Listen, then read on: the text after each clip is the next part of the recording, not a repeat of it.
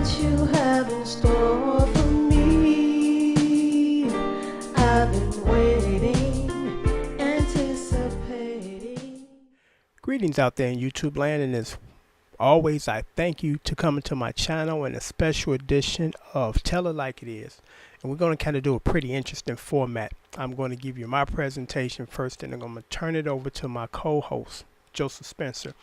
And the name of this topic is this. And before I name the topic, our name of the show speaks for itself. Tell it like it is, and that's what we do.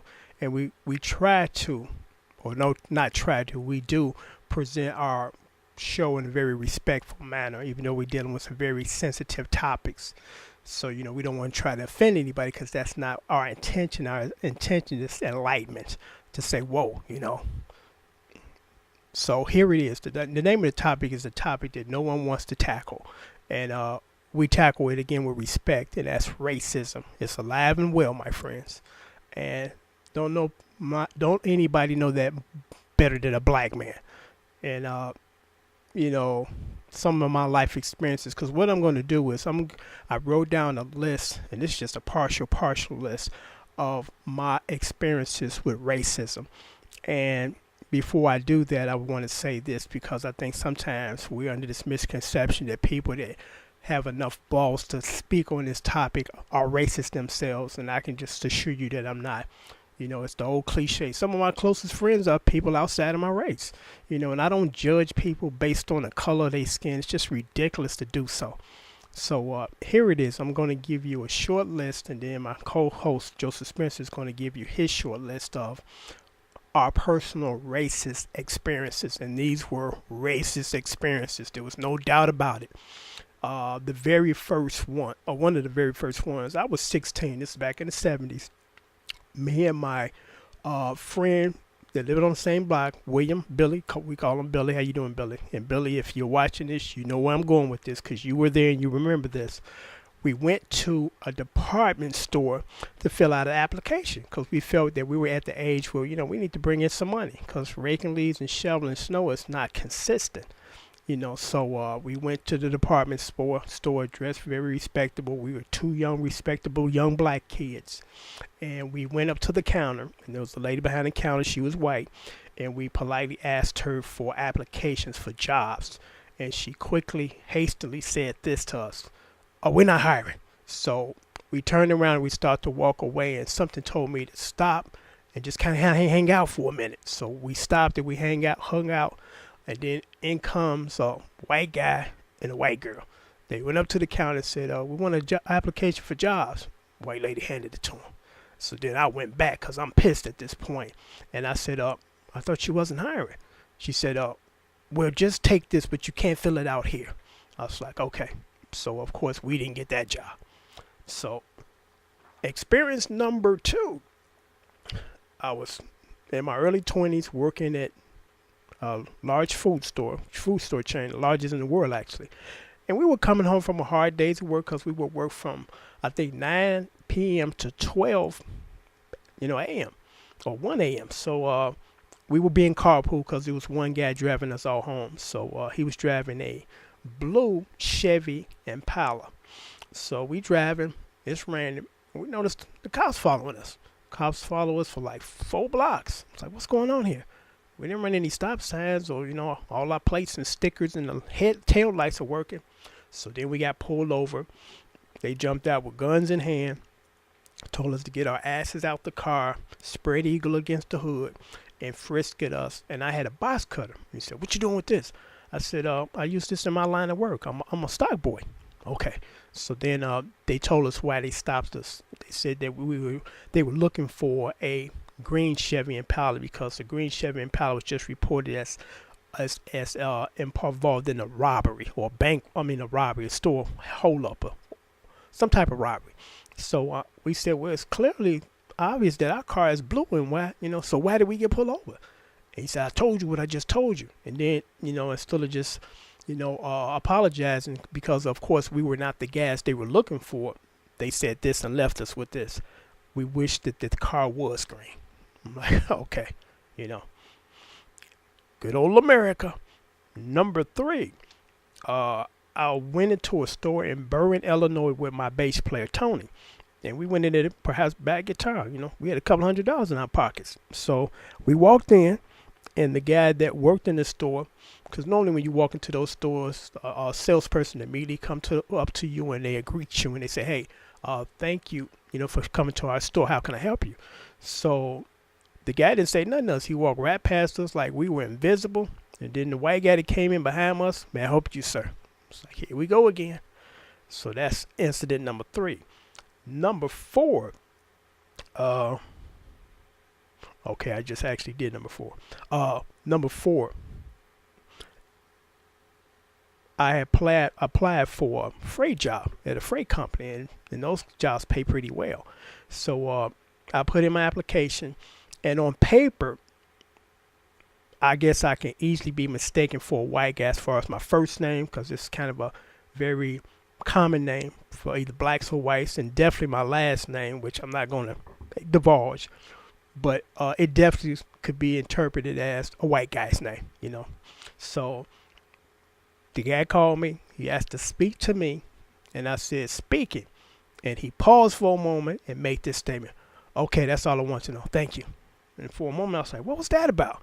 Then it kind of dawned on me what that was about, because again, my name looks like a white guy on paper, but once he spoke to me, of course, so that was another incident. Let's see. The last incident, when I worked in corporate America, and I was with my federal government job for over like 26 years. And then illness kicked in where I just couldn't really function anymore in that capacity. So I resigned or retired. And it's interesting. When I retired, they offered me no severance package. But when my coworker who got fired, and they're a good friend of mine to this day, white guy, he got fired not once, but twice from the job and got his job back. The very first time he threatened somebody with a gun. The second time, it was something along those same lines. And each time he got his job back. So I spoke to him after he left, because we kind of fell out of touch for a moment. And he told me, he said, they gave him a severance package. A guy that got fired twice got a severance package, and a guy that gave 26 years of great service with no problems got nothing. Okay, so here's the last one. And this is an assumption, but, being a black man in America, it's not hard for you to kind of determine the racism thing, because you see it so often, reflected onto you or thrusted onto you. So I just recently posted a video regarding I posted a 20-second movie trailer for a movie called Missing 411 by David Paulides, who's a researcher. And someone took it upon themselves to report me, because initially I thought that he did. I'm like, I posted a video, and I got freedom of speech, and I displayed or expressed my dissatisfaction with how that happened, because I'm like, I made a bad judgment call. I did try to contact this person to get permission to post this video, and I'm thinking, well, I'm just trying to help, so I don't see nothing wrong with that. I'm not doing anything that's disrespectful or, taking that out of content. I'm just trying to put that out there as far as awareness of these poor folks are going to these forest preserves and national parks, and they go missing. So I thought that would have been okay. But all of a sudden, I get this copyright takedown video notice today. I was like, wow, and I was kind of taken back by that, because I was just, again, trying to help. So I thought it was him, and I posted a video in response to it being taken down and how it got taken down in that manner. And then I had someone who chimed in and said, because I had disabled that video, because I'm like, I don't want any trolls chiming in or anything. So I made, the video, no comments, disable the comment section. So someone contacted me through my YouTube channel, and they said, I was the one that reported you. And it's like, what was that about? And I'm like, you could have just sent me an email and said, this is copyrighted material, and I don't think it's a good idea. And unless you got permission, you might want to take it down. So then I posted a video, displaying my dissatisfaction of how that went down. And I'm assuming that this is just a troll, and just trying to make life difficult for people because it's interested. I make this connection that I also, and I got permission from Westy West because he did respond to me because I've tried to contact David Paulides on different occasions through PayPal, through Facebook, through YouTube, but I got no response.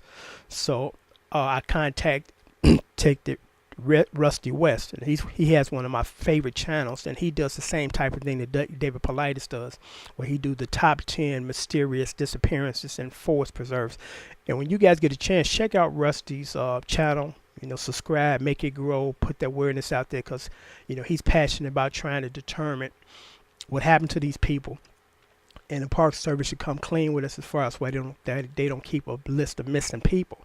So I contacted him. I said, hey, I love your channel, and with your permission, I would like to post some of your videos on my channel because I have more subscribers and more viewers, and they get the word out or spread it out. He said, absolutely. I appreciate you doing it. So I posted 2 of his videos, and what was interesting is I'll make this coalition, or should I say make this connection between the David Paulides video and his. They dealing with the same subject matter. And after people viewed this, they should have been like, whoa, I really feel bad for the people that went missing and for the people that are family members of those people. Instead, I get comments like this. What is this doing on your channel? Like, why is that important? Shouldn't be what's important is the content in the video. So I thought that was kind of odd. And I think that those same people contacted YouTube and tried to report my channel regarding that video. But guess what? I got permission from Westy West to do it, so nothing happened. So I'm assuming, this is the same group of people that did the same thing for the David Paulides video. So after I did this video, it's called My Bag, because I took down the other 2 videos. I got a few people that email me through my personal email that are subscribers and supporters of my channel, and they all said the same thing. I said, you know what, I got that vibe too, but I didn't say that because I can't confirm that. But they said that it sounds like it was racially motivated. I said, you know what, I was thinking the same thing, because I'm like, why would I be singled out and picked on, as far as me trying to actually help? I didn't take this footage and do something disrespectful or, again, taking it out of content. I'm like, I sympathize with the subject matter and the topic, and if there's anything that I could do, on my channel to raise I guess awareness of this, I'll take it upon myself to do it. But I learned my lesson this time. Don't do it. And I do believe that all that stuff that took place regarding that 411 missing video was racially motivated. It's like I've had a few people, as far as my covers, some of the comments that they left to me, really easy to read as being racist.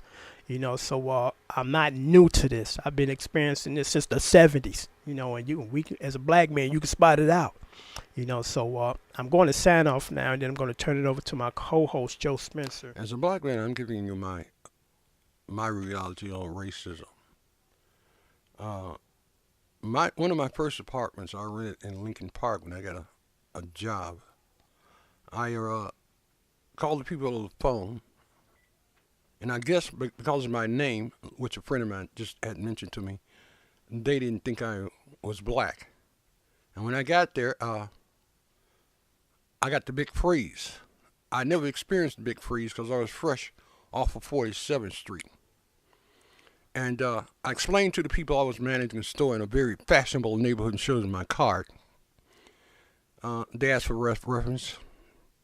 Anyway, I got the apartment, but I really didn't get it on my own merit. I had to have another white man responsible for me to get that apartment. And I'm a 60s child, so racism was pervasive. And I've been approached. I've been spat on. When I grew my natural, I got spit in my hair and whooped the white boy's butt. And racism, most of the people I ran into, white people I ran into who are racist, are base and crude people. And the most dangerous one are the worldly ones that have money and power. They display racism in their own race. Not in their own race, but in their own skin color. Because all white people are not equal. We just so happen to have nappy hair, black skin, and large lip. That separates the. A black man's a black man. You can tell that he's not a white man. Racism will be here because people live in their own neighborhoods. They worship their own gods. They go to their own parties. They raise their own families as they great great great great granddaddy do. I've experienced racism from a little blonde blue-eyed boy who was in terror of me. Mommy, a nigger. That was one of the times I've only been hurt by racism. This child playing on the street. She says to me, I don't know where he gets it from. I told her I know exactly where he gets it from. She said, where? At the dinner table. This child was terrified. Another incident of racism that hurt me. I'm 68 years old and I've only been hurt by racism twice. Besides being cut out monies and jobs. An American Indian's the first one I saw. I must have been 17, 18 years old. I approached him because curious. I'm a people person. And he immediately looked at me and said, nigger, get away from me. I was taken back and asked him what, and he told me about Buffalo Soldiers. So racism begets racism. And my name's Joseph. Teach your children well. Racism will destroy the United States. Have a good day.